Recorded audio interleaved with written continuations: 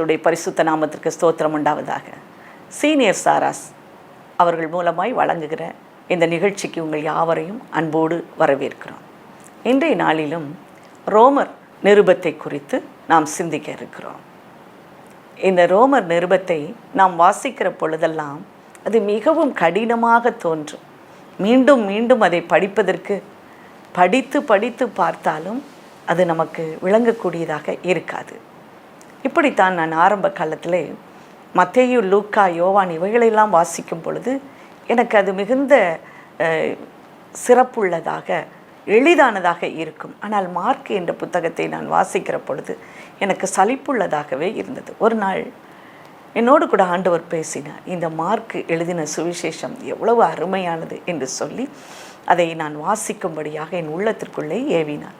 நான் அதே போல் அந்த மார்க் எழுதின சுவிசேஷத்தை நான் வாசிக்க ஆரம்பித்தேன். பாருங்கள், அப்பொழுது தான் நான் ஒரு காரியத்தை கண்டு கொண்டேன். மத்தேயு, லூக்கா, யோவான் இவர்கள் எழுதினதின் சாராம்சத்தை அப்படியே பிழிந்து நமக்கு கொடுப்பதை நான் பார்த்தேன். அதிலிருந்து எனக்கு இந்த மார்க் எழுதின சுவிசேஷம் மிகுந்த ஒரு அருமையானதாய் சுவை உள்ளதாய் மாறினது. இன்றைக்கும் அநேகம் பேர் இப்படித்தான் நினைக்கலாம். ரோமர் அந்த நிருபம் நாம் வாசிப்பதற்கும் புரிந்து கொள்வதற்கும் கடினமாயிருக்கும் என்று சொல்லி நாம் நினைக்கலாம். ஆனால் பாருங்கள், இன்றைக்கு இதை வாசித்து அதை எல்லாவற்றையும் நான் மிக எளிதாய் நாம் புரிந்து கொள்ளத்தக்கதாக நான் கொண்டு வந்திருக்கிறேன். அதை இன்றைக்கும் நான் உங்களுக்கு முன்னாக நான் சொல்லப் போகிறேன். அதை குறித்து பேசப் போகிறேன். நீங்கள் கவனமாய் கேட்டு அதன் பின்பு அந்த ரோமரின் புத்தகத்தை நீங்கள் வாசிக்கும் பொழுது மிக அருமையாக இருக்கும். அதன் பின்பு எழுதப்பட்ட எல்லா நிருபங்களிலும் இது மிகுந்த முக்கியமானதாக, உங்களால் தவிர்க்க முடியாத ஒன்றாக அது மாறிவிடும் என்பதில் ஏளளவும் சந்தேகமில்லை. சரி, நம்ம ரோமருடைய நிருபத்துக்கு நாம் வருவோம்.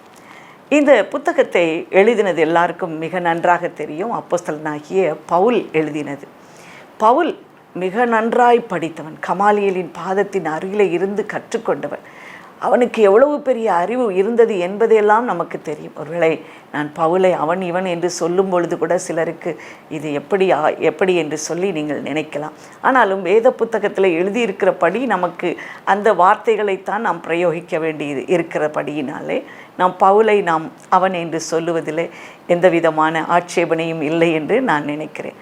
இந்த அப்போஸ்தலனாகிய பவுல் மிக அறிவு சார்ந்த ஒரு புத்தகத்தை, ஒரு நிருபத்தை எழுதியிருக்கிறார் என்றால் அது இந்த ரோமருக்கு எழுதின இந்த நிருபமே என்று சொல்ல முடியும். இந்த ரோமரின் புத்தகத்தை எழுதும்போது அதை சொல்ல யார் எழுதியிருக்கிறார் தெரியுமா? தெர்தியு என்பவர் எழுதினதாக நாம் பார்க்க முடியும். எல்லாமே ரோமரில் தான் இருக்கிறது. நான் எல்லாவற்றையும் அதிலிருந்து தான் எடுத்திருக்கிறேன். ஆகவே வேறு ஒன்றும் நாம் திருப்ப வேண்டிய அவசியமே இல்லை. இங்கே இவர் காயு என்பவருடைய வீட்டில் இருக்கும் பொழுது இந்த புத்தகத்தை எழுதினதாக நாம் நினைத்து கொள்ளலாம். இது எழுதப்பட்ட காலம் கிபி 56 58 வரைக்கும் உள்ள காலமாக இருக்கிறது. இது அப்போஸ்தலனாகிய பவுல் அவன் ஆரம்பத்தில் எப்படி அவன் சொல்லப்படுகிறான்? தர்சுவின் சவுல் என்று சொல்லப்படுகிறான். இவன் ஒரு யூத ரபியாக இருக்கிறான். அது மாத்திரமல்ல, இஸ்ரவேலின் மரபுகளை எல்லாவற்றையும் மிகுந்த கற்று தேர்ந்து அதை கை கொள்ளுகிறவனாக இருந்தான். அவனுக்கு ஒரு காரியம் இருந்தது. இயேசுவின் சீடர்கள் இப்படியாக இஸ்ரவேலின் மரபுகளை சரியாக பின்பற்றவில்லை என்கிற ஒரு ஆதங்கம் இருந்தது. ஆகவே அவர்களையெல்லாம் துன்புறுத்தும்படியாக அவன் கடிதத்தை வாங்கி கொண்டே அவன் சென்றான் என்று நாம் பார்த்திருக்கிறோம். ஆனால் ஒரு நாளிலே உயிர்த்தெழுந்த இயேசு அவனை முகமுகமாய் சந்திக்கிற பொழுது அவனிலே ஒரு பெரிய மாற்றம் வருகிறது. அது என்ன மாற்றம்? அதுதான் அவன் புறஜாதிகளுக்கு சுவிசேஷத்தை எடுத்து சொல்லுகிறவனாக, புறஜாதிகளுக்கு இயேசுவை குறித்து விளம்புகிறவனாக, அவன் கூறுகிறவனாக அவன் மாற்றப்படுகிறான். அப்படிப்பட்ட ஒரு பொறுப்பிலே அவன் நியமிக்கப்படுகிறதை பார்க்கிறோம். ஆகவே அவன் அப்போஸ்தலனாகிய பவுல் பிரஜாதிகளுக்காக ஏற்படுத்தப்பட்ட ஒரு அப்போஸ்தலன் என்று சொல்ல முடியும். பிரியமானவர்களே, இப்பொழுதும் பாருங்கள், அந்த இயேசுவை அவன் சந்தித்தபடியினால் அவனுடைய எண்ணங்கள் எல்லாம் மாறிற்று. அவன் ஒரு புதிய மனிதனாக மாறினது மாத்திரமல்ல, புதிய கண்ணோட்டத்திலே அவன் இந்த சுவிசேஷத்தை பார்க்க தொடங்கினான். பாருங்கள், இந்த பவுல் ரோமாபுரியின் முழுமைக்கும் அவன் சென்று ரோமானிய பேரரசு இருக்கிற அரசாட்சி செய்கிற அந்த அரசியல் இடங்களுக்கெல்லாம் இவன் சென்று முழுமையாய் பயணித்து அவன் ஆண்டவரை குறித்து பேசினான் என்று பார்க்கிறோம். இப்படியாக புதியதாய் இந்த மதம் தோற்றுவிக்கப்படுகிறது. இந்த புதிய மதத்தை மாறினவர்கள் அங்கே ஒரு தேவாலயத்தை சிருஷ்டிக்கிறார்கள். இதுதான் ஒரு சமூகத்தினே ஒரு பெரிய அடையாளமாக மாறுகிறது.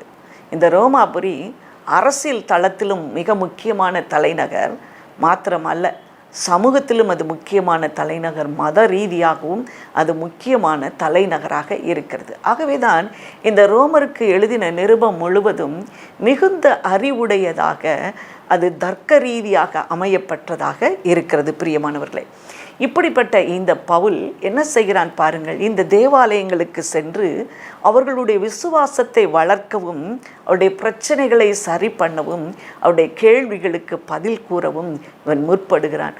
ஆகவே தான் இந்த நிருபத்தை அதன் அடிப்படையில் எழுதி இருக்கிறதை நாம் பார்க்க முடியும். பிரியமானவர்களே, அப்படியானால் இதனுடைய முக்கிய கருப்பொருள் என்ன? இந்த ரோமர் புத்தகத்தின் முக்கிய, இந்த நிருபத்தின் முக்கிய கருப்பொருள் என்று சொல்லும் பொழுது இங்கே பாருங்கள், இயேசு நமக்கு கொடுக்கிற அந்த மீட்பின் பரிசு, இதை குறித்து அவன் எழுதியிருக்கிறான். மாத்திரமல்ல, அங்கே ஆண்டவர் எப்படி தாம் கொடுத்த வாக்குத்தத்தங்களை நிறைவேற்றுகிறார் என்பதை குறித்து எழுதியிருக்கிறார். மாத்திரமல்ல, எல்லா ஒரு சபைகளையும் அவர்கள் இணைத்து அந்த பன்முகத்தன்மையிலேயே, அந்த திருச்சபையின் பன்முகத்தன்மையிலே ஒருங்கிணைக்கிற ஒரு அன்பு அவர்களுக்குள்ளே இருக்க வேண்டும் என்று சொல்லியும் இந்த நிருபத்திலே நாம் காண்கிறோம். பிரியமானவர்களே, இப்படியாக பாருங்கள், இந்த ரோமரின் புத்தகம் ஒரு தர்க்க ரீதியாக மாத்திரம் அல்ல, மிகுந்த ஞானமுடையதாய், அது புரிந்து கொள்ள கடினம் போல் தோன்றினாலும் அதை நாம் பகுத்து அறியும் பொழுது நாம் எளிதாய் அதை கற்றுக்கொள்ள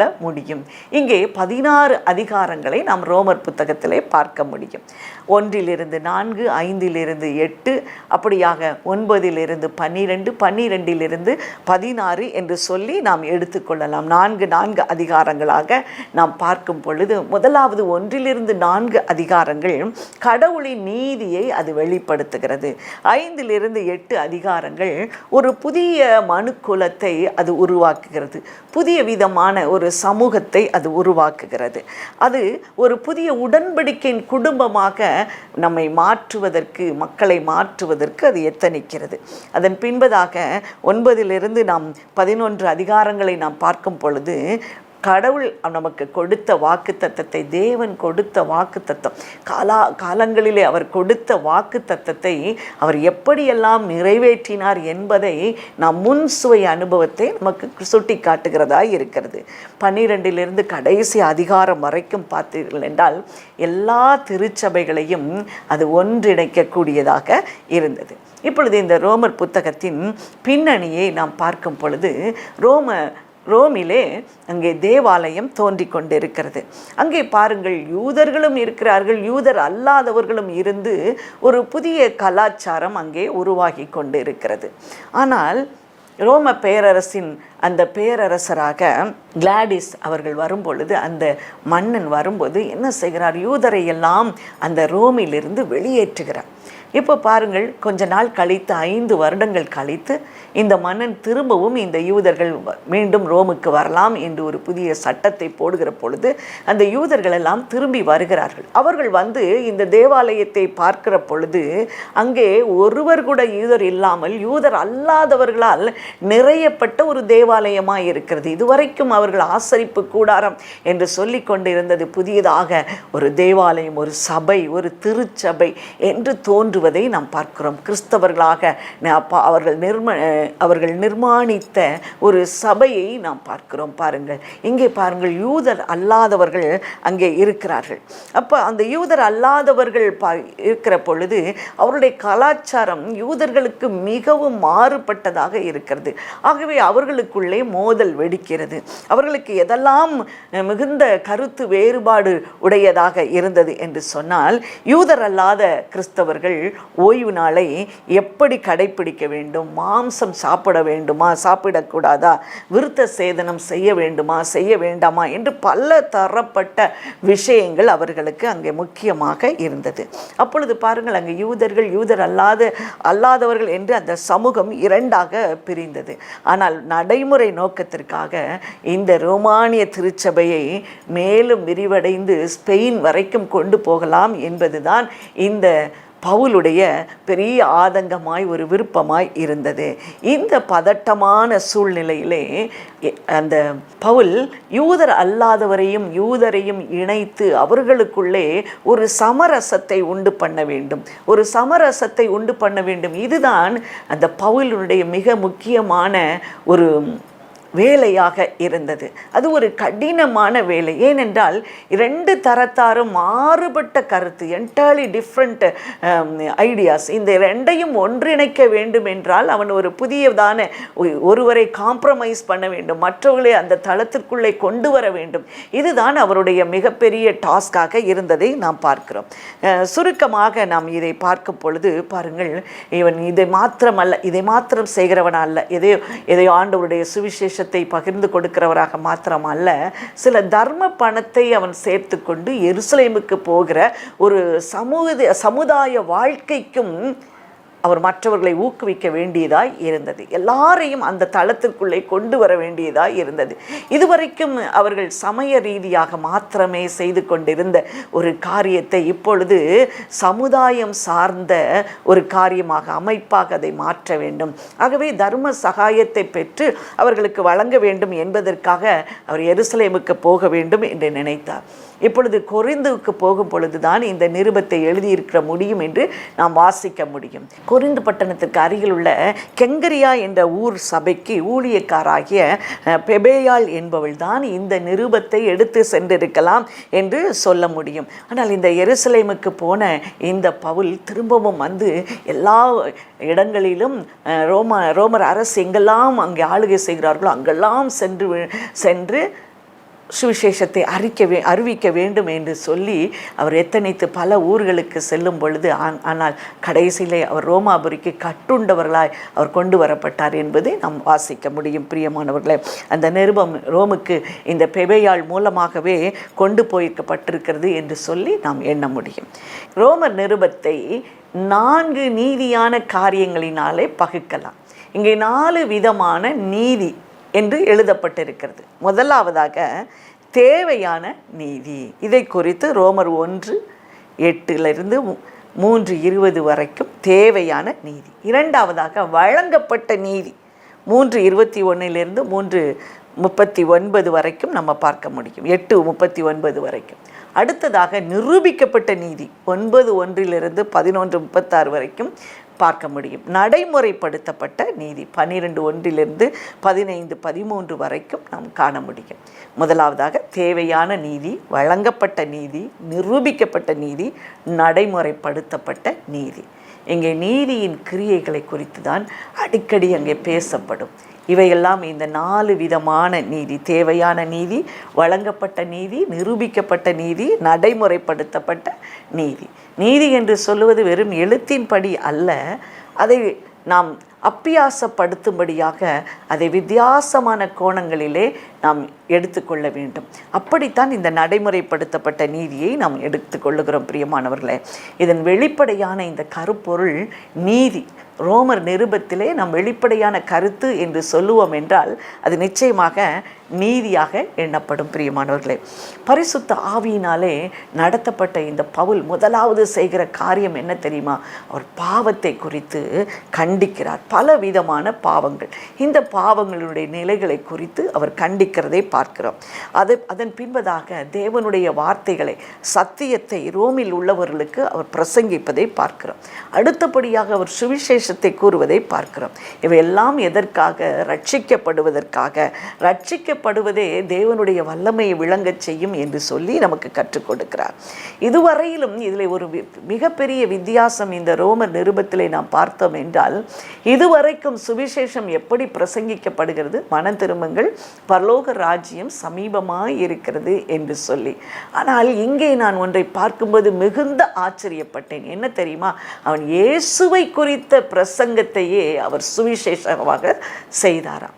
இயேசுவை குறித்த பிரசங்கம். அது என்ன? அவருடைய மரணம் எப்படி ஒருவனுக்கு ரட்சிப்பை கொடுக்கிறது, அவருடைய உயிர்த்தெழுதல் எப்படி நித்திய ஜீவனை கொடுக்கிறது என்பதையெல்லாம் அவர் சொல்லுகிறார். பாருங்கள், இதுதான் சுவிசேஷம். இந்த சுவிசேஷம் உலகம் அனைத்தும் செல்ல வேண்டும். தேவன் யார், அவர் எப்படிப்பட்டவர் என்பதையெல்லாம், அவர் என்ன செய்கிறார், அவருடைய மரணம் என்ன செய்தது, ஒரு மனுக்குலத்துக்கு அந்த மரணம் என்ன செய்தது, அவர் மேல் வைக்கிற விசுவாசத்தினாலே நாம் பெறுவது என்ன, அவர் மேல் நாம் விசுவாசம் வைக்காவிட்டால் நடப்பது என்ன என்பதையெல்லாம் அவர் நமக்கு சுட்டி காட்டுகிறார். நாம் பாவியாக இருக்கும் போதே கிறிஸ்து நம் மேலே வைத்த அன்பு, நாம் பாவியாக இருக்கையிலே இயேசு நமக்காக நம்முடைய பாவங்களுக்காக சிலுவையிலே மரித்தார்.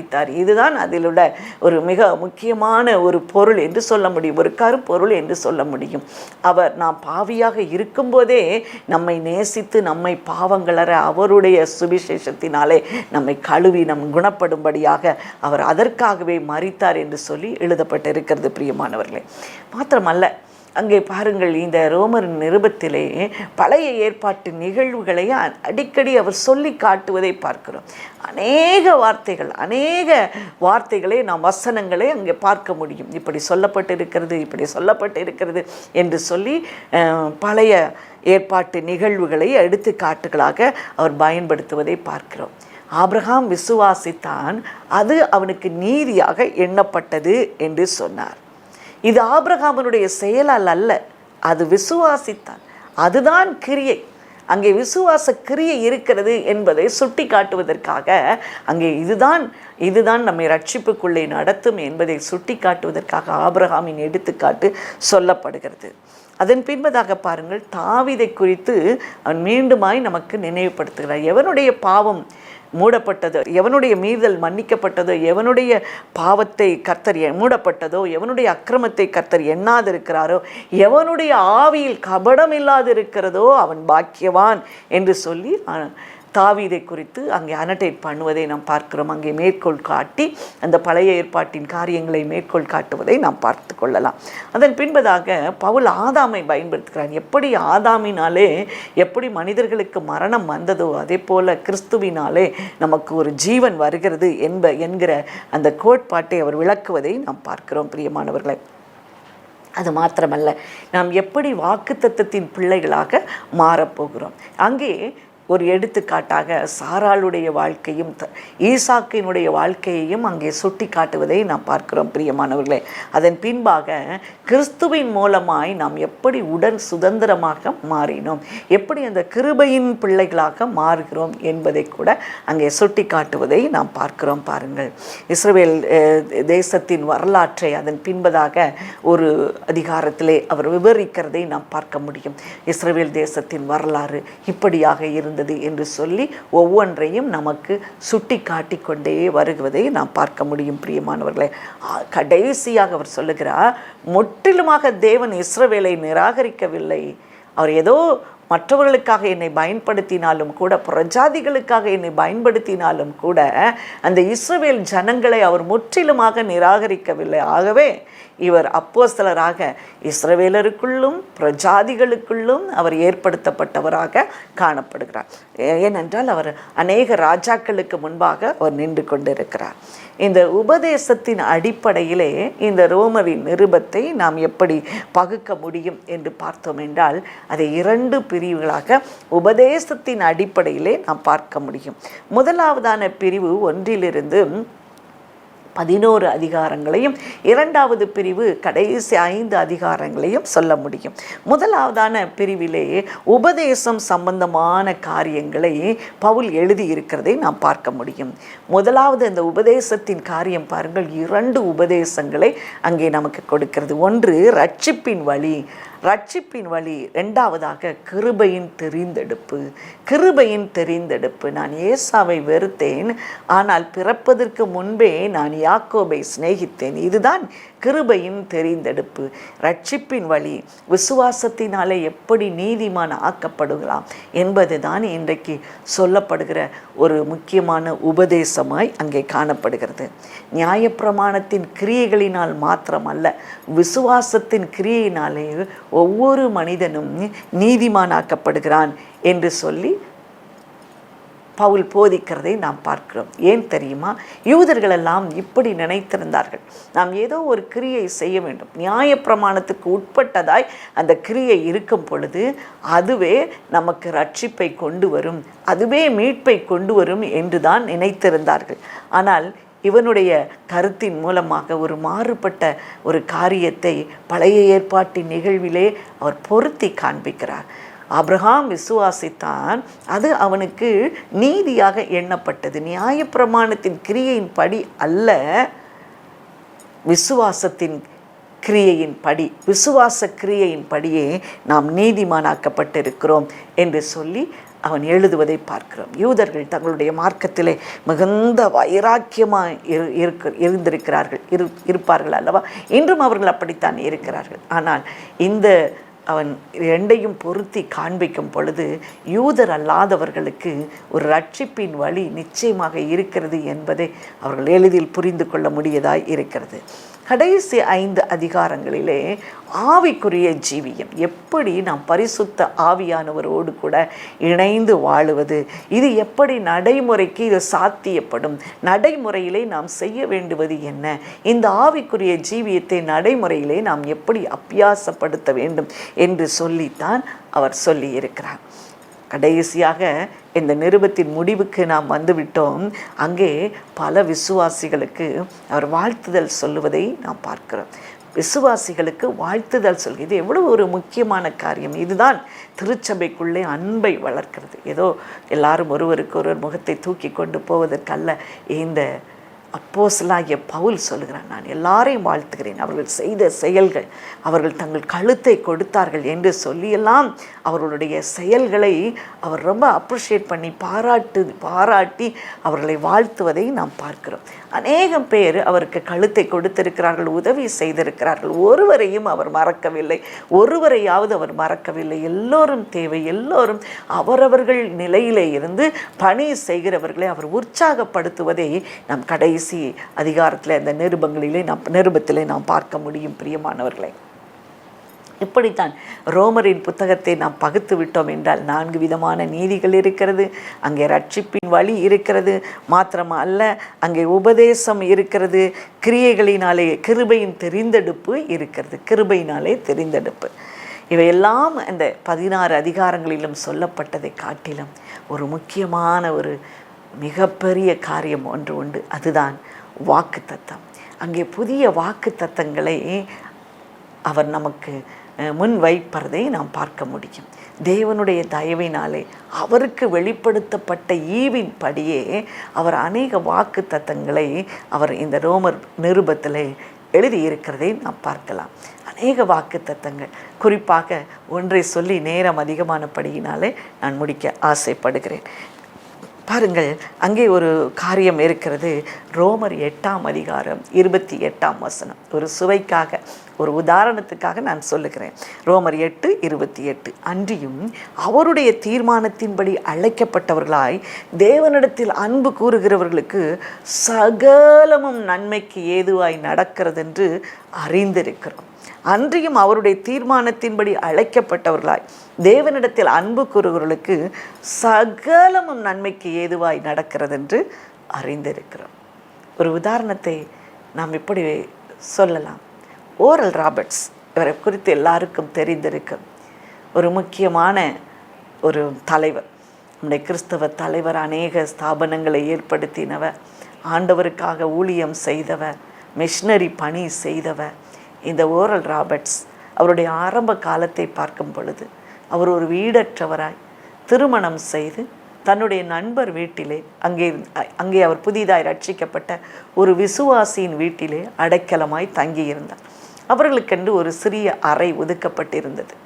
அப்பொழுது கணவனும் மனைவியுமாய் அந்த சின்ன அறையில் இருப்பதும் அவர்களுக்கு கடினமாயிருந்தது. சிறிது நாட்களுக்குள்ளே அவர்களுக்கு குழந்தை பிறந்தது. இப்பொழுது 3 பேருமாய் அந்த சிறிய அறையில் இருப்பது அவளுக்கு மிகுந்த கடினமாய் இருந்தது. அப்பொழுதெல்லாம் நினைப்பார்கள், ஆண்டவர் நமக்கு ஒரு வீட்டை கொடுக்கவில்லையே, அதற்கான பணம் இல்லையே, பொருள் இல்லையே, நாம் என்ன செய்ய முடியும், நாம் எப்படி அடுத்த வாழ்க்கையின் அடுத்த நகர்வை நாம் நகர்த்த முடியும் என்று சொல்லி நினைத்தார்களாம். அப்பொழுது ஒரு நாளில் அவள் மனைவி தன்னுடைய பிள்ளையோடு கூட அவர்கள் எழுந்து சொன்னார்களாம், நான் என்னுடைய தாய் வீட்டுக்கு செல்கிறேன், நீங்கள் ஒரு வீட்டை ஆயத்தம் பண்ணிவிட்டு என்னை அழைத்து செல்லுங்கள், அது வரைக்கும் நீங்கள் இந்த அறையிலே தங்கிக் கொள்ளுங்கள் என்று சொல்லி அவர்கள் தன்னுடைய தாய் வீட்டுக்கு போய்விட்டார்கள். ஏனென்றால் இங்கே இட நெருக்கடி. இப்பொழுது பாருங்கள், இவரை ஒரு பெரிய தேவாலயத்துக்கு பிரசங்கம் பண்ண ஓரல் ராபர்ட்ஸ் அழைக்கப்பட்டிருந்தார். அங்கே போய் அவர் எல்லாம் முடிந்தவுடனே அவருக்கு சன்மானம் கொடுக்கப்பட்டது. அப்பொழுது அவர் அதை பார்க்கிறார். ஒரு சிறிய தொகை தான், ஆனால் அது அவருக்கு பெரிய தொகை. அந்த சிறிய சன்மான தொகையை அவர் பார்க்கிறார். பார்த்துவிட்டு அதனுடைய பெரும் பகுதியை அந்த ஆலயத்திலேயே அவர் காணிக்கையாக கொடுத்து விடுகிறார். கையில் இருப்பதோ மிகுந்த குறைவான ஒரு பணத்தை கொண்டு திரும்ப சோர்ந்து போனவராய் வருகிறார். இப்பொழுது அவருக்கு ஒரு வழியே தெரியவில்லை. ஏன் நான் இப்படி காணிக்கை கொடுத்தேன், அது கொடுக்க வேண்டிய அவசியம் அல்லவா, சன்மானம் மிகுந்த சின்ன ஒரு தொகை தான், இதை யாரிடம் சொல்லுவது என்று சொல்லி அவர் மிகுந்த மன நெருக்கடியோடு இருந்தார். அவருக்கு தூக்கமே வரவில்லை. பாருங்கள், இன்னொரு காட்சி. அங்கே ஒரு பெரிய பணக்காரர் இருந்தார். அவருடைய பழக்கம் என்ன தெரியுமா, அவர் தன்னுடைய பணத்தை எல்லாம் அதை சம்பாதித்து அதனுடைய சேமிப்பை எல்லாம் ஒரு பெரிய பாத்திரத்திலே போட்டு அவர் வீட்டில் இருக்க மரத்தின் அடியிலே அவர் புதைத்து விடுவாராம். மரத்தின் அடியிலே புதைத்து விட்டு அவர் அவ்வப்போது எடுத்து அதை பார்ப்பாராம். அன்று இரவு ஆண்டவர் அவருக்கு தூக்கத்தை கொடுக்கவில்லை. ஆண்டவர் சொன்னார், உன்னுடைய மரத்தின் அடியிலே நீ அநேக பணத்தை வைத்திருக்கிறாய் அல்லவா, அதை எடு, நான் சொல்லுகிற ஒரு குறிப்பிட்ட நபருக்கு கொண்டு போய் கொடு என்று. பாருங்கள், இவர் நினைத்தார் ஏதோ ஒரு காரியத்துக்காக நாம் வைத்து கொண்டு இருக்கிறோம் என்று சொல்லி. ஏன் வைக்கிறோம் என்பது இவருக்கு தெரியலை. ஆனால் பாருங்கள், ஆண்டவர் சொன்னார், நீ உடனடியாக புறப்பட்டு போ. இவர் அப்படியாக கொண்டு வந்து ஓரல் ராபர்ட்ஸ் அவர்களுடைய கைகளிலே கொடுக்கிறார். அது பாருங்கள் 400 பவுண்டு. அந்த 400 பவுண்டு அன்றைக்கு அது ஒரு பெரிய பணம். பாருங்கள், அது ஒரு பெரிய பணம். அன்றையும் அவருடைய தீர்மானத்தின்படி அழைக்கப்பட்டவர்களாய் தேவனிடத்தில் அன்பு கூறுகிறவர்களுக்கு சகலமும் நன்மைக்கு ஏதுவாய் நடக்கிறது. சகலமும் நன்மைக்கு ஏதுவாகவே நடக்கிறது. பாருங்கள், யாரோ ஒருவர் அவர் வைத்திருந்த அந்த சேமிப்பு, அவரும் எதற்கு வைத்திருக்கிறோம் என்று தெரியாமலே வைத்திருக்கிறார். தன்னை இன்னும் அவர் செல்வந்தனாய் மாற்றிக்கொள்ளும்படியாக பின்னாட்களில் உபயோகப்படுத்தும்படியாக வைத்தது. இன்றைக்கு இந்த மிஷினரி கையிலே கொடுத்த உடனே அந்த செல்வந்தருக்கு மிகுந்த மகிழ்ச்சி, என்னுடைய பணம் இப்படியாய் செலவழிக்கப்படுகிறதே என்று சொல்லி.